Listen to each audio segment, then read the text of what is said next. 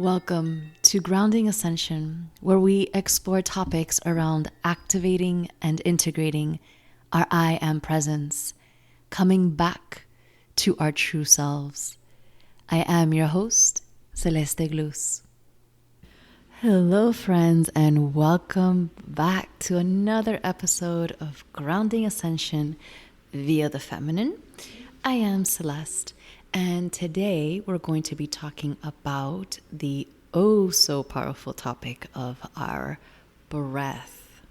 So this topic came in really strongly this past month, and it's because of a few things actually that I've been noticing in my environment. So ever since we've opened the studio here in Hawaii, and of course I am teaching more fitness, seeing a lot more clients, and just seeing the behavioral patterns of so many people, I am noticing how we as a society as a whole are forgetting to, or actually are hesitant more than anything, to breathe. And I think this is an extremely important topic, even though it sounds so simple and almost sounds absurd to even talk about, right? But if you actually put things into perspective and realize the world that we're living in and what has happened in the past 2 years, it makes sense that even at a subconscious level, there's been sort of this hesitant approach to taking a very deep breath when you're around people or when you're out and about, or even if you are deeply breathing. If you are covering your nose and mouth, you probably can't actually take these deep breaths for most of the time. And so therefore, even when you are not covering your nose and mouth, you have already trained your brain and your body and that neurological connection to take more of a shallow breath. Now, I'm not even going to talk about the decision of whether you wear a mask or not, or what your belief systems are. That is not where this conversation is going. This conversation is going to the point of the importance of the breath as a human being. So let's talk about that for a moment. One of the first things that I learned when I started to do more of a healing practice or energy realignment practice, meaning people come in or I do energy sessions long distance and I'm able to tune into or tap into what we perhaps would consider the unseen, right?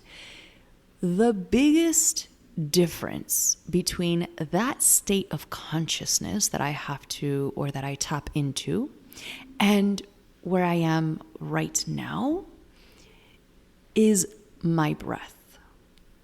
That is the only difference. So when I am actively speaking and interacting with my environment on this real-time level, my breath will determine my connection to my heart and my connection to my body. So first and foremost, understanding that the rate of your breath determines your thought patterns and determines the way that your nervous system is functioning and actually determines your ability to anchor in to your body's wisdom. And that's a big part of this work with grounding ascension via the divine feminine, or just working with the divine feminine energy, is understanding that it is really, really important at this time, and that is a big understatement, that it's time to come back to our body's wisdom. It is time to take our focus from the external world, turn it into the internal world, to our bodies, to our lives, to our nervous systems. How do we feel? How do we think? What's going on in this very present moment? So being able to have a very clear relationship with how your body feels. Do you feel safe? Are you in fear? What can we do or think or speak in order for the body to come into this safety zone and this and this ability to anchor into our presence, if you will. So if we are taking shallow breaths most of the day, you start to inhibit that process of really deepening your connection to your present moment, of really deepening your connection to your body's wisdom. Because if you could imagine your breath almost like an elevator that is able to travel across up and down a building of 30 steps, and your body is a representation of that building.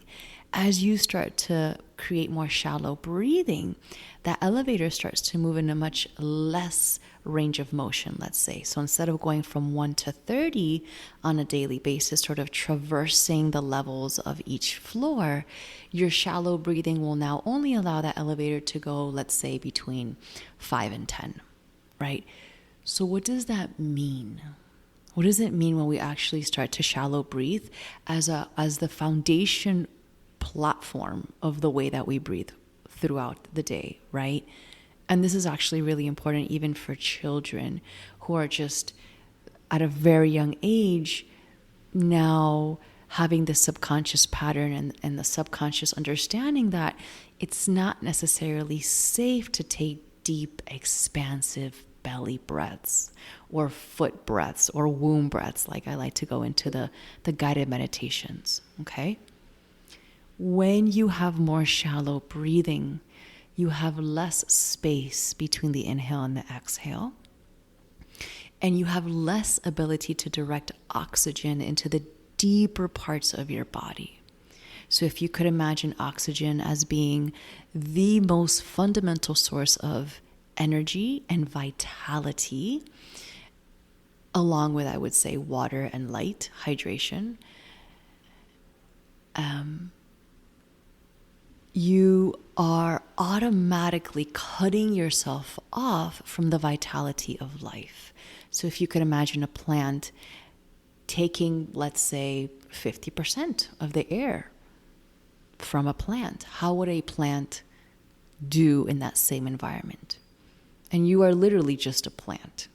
You know, obviously we have more layers as a human being, but we can pretty much understand that our vitality of our immune system, our brain function, our ability to self-heal, our ability to anchor into our body's wisdom, this is what it's really all about, is really determined by our ability to take deep breaths throughout the day, and also take deep breaths as we interact with other people, right? Because if I start to shallow breathe and I start to quicken that space between the inhale and the exhale, automatically the brain starts to work in a very different pattern. The brain starts to speed up and the mind starts to take over because the energy is held from the mind up. The breath can't actually drop into my body. Like the elevator can't actually drop all the way down into the first floor, okay? This is really important to understand because if we're not grounded in our essence, in our body's wisdom, what happens with the typical relationship? What happens with the typical interaction and conversation with the people around us? But most importantly, what happens with the relationship to our own bodies if we're stuck from the mind up? If we're really going even that step further, we're already as a human species and as a collective very detached from our body and very deeply trained to work from the mind up. So it's a very common practice to train ourselves. How do we get back to our body? How do I stay grounded and rooted in my essence as I wake up this spiritual aspect of my being, right? And if we're shutting down our breath, it's almost like the top layer, like the most foundational layer of what grounds us. And one of the first things that I started this conversation with was the biggest difference between the state that I'm in when I'm doing energy healing work or big group session energy healings is my breath. It is the breath that connects me to this other consciousness, if you will. In my eyes, it's all one consciousness, but it is our ability to navigate our breath that helps us actually navigate into deeper states of consciousness. And even if you're not an energy healer and you're like, well, Celeste, I don't really care about that because I don't do that work. That's not my point. My point is to tell you that the only difference between a space where I can tap into the unseen and tap into the seen is my breath. What does that mean in this very moment for all of us right now? If I can slow down my breath or even deepen my breath or be so present with my breath as if I were doing an energy healing session, the clarity that is anchored into my heart and anchored into my womb and anchored into my body is so deep that it cannot be unrooted. It cannot be thrown off center. And that, my friends, I think is one of the most important messages that I feel needs to be said at this time. Our breath is fundamental to our ability to root and anchor into our truth. And the more we subconsciously train ourselves to shallow breathe or maybe be scared to breathe around other people, the more we tell our bodies it's not okay to be fully and deeply present and rooted in the moment, because your breath determines that. Why am I bringing all of this up? Because in many of my guided meditation classes or many of my fitness classes, I am constantly talking about the breath. And I remember years ago when I would talk about the breath, you could see it in the way that people would breathe. Their rib cage, their heart, their body, their energy field would literally push its boundaries and take up more space. And now when I mention the breath, I am lucky, or people are lucky, to actually even take up 50% of what they used to. Meaning what I am seeing in people is about 50%, if at the most, they're actually really comfortable with breathing. So we don't even realize that at a subconscious level, we're training ourselves not to breathe. So I just want you to check in with that right now. Wherever you are, maybe place your hands on your heart or your body. And I want you to actually breathe deeply into your being. Meaning, can you breathe not only into your belly, can you breathe into your womb space or your hara, the dantian? Can you breathe into your legs and into the base of the feet? Can you breathe into your blood vessels and your nervous system? Can you breathe into your DNA strands and into your meridian points? Can you breathe into your bones and into your muscles?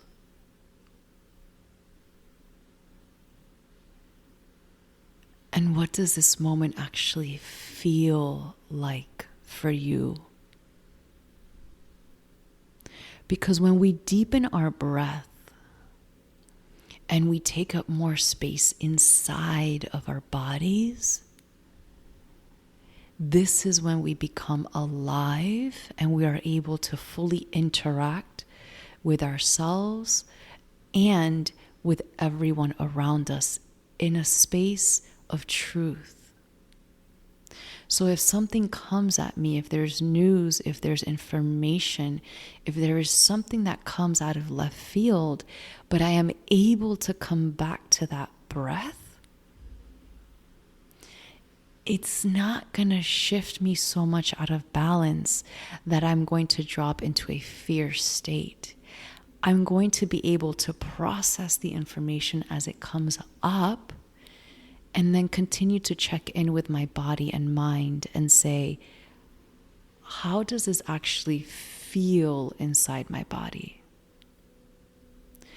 And I really think that that's the second layer of exploring the breath and understanding the wisdom behind the breath, is when we are intimately connected with our breath, we can still be a part of the external world. We can still navigate and interact with and be a part of and co-create with everything and everyone around us.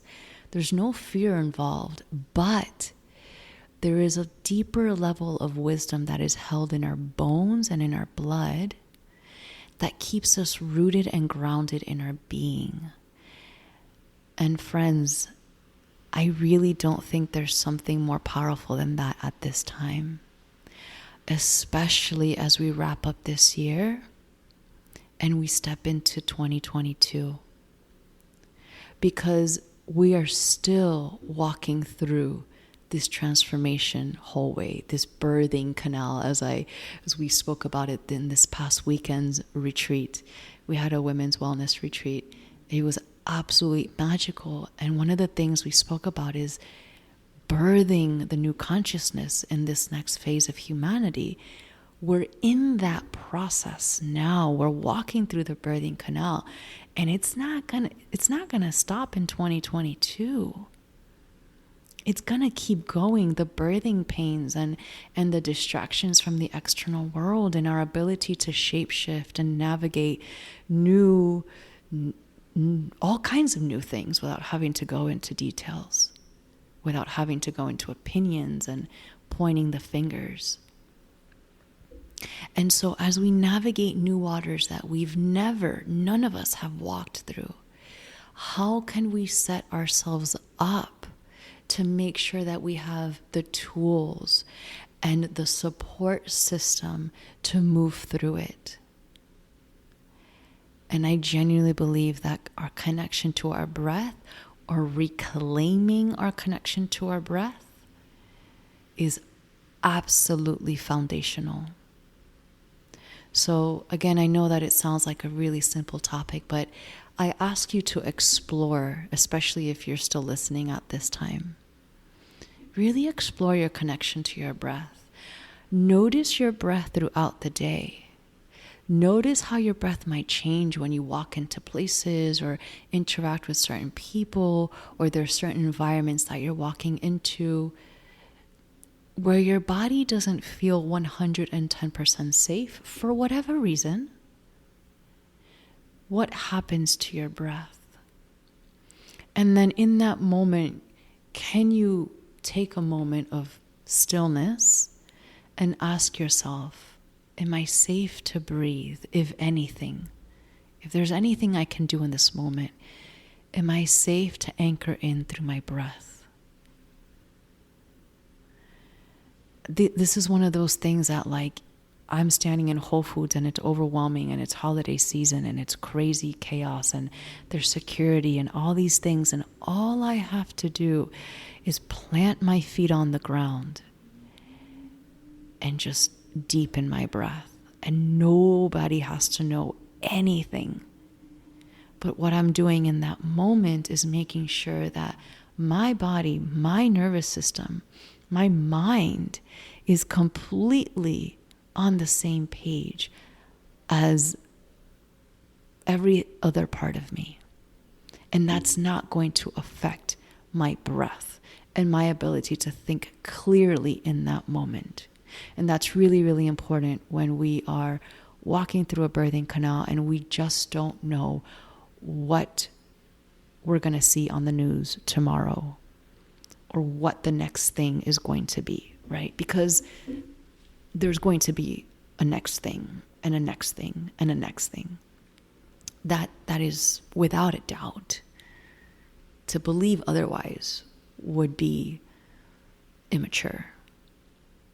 So to know that there will be more things to deal with, we as souls that have signed up for this at this time need to decide to have more tools. And this, my friend, is just a reminder of the power of breath and what that could do for you. And just one last note, I think I'm also bringing this message in because of all the womb breathwork ceremonies and all of the womb, all of the breath that I have been working with, whether it's in ceremony or in groups or just seeing it in fitness classes or observing it within myself. Really realizing that if we can tune back into our breath, we can really tune back in to our truth and our power from one moment to the next.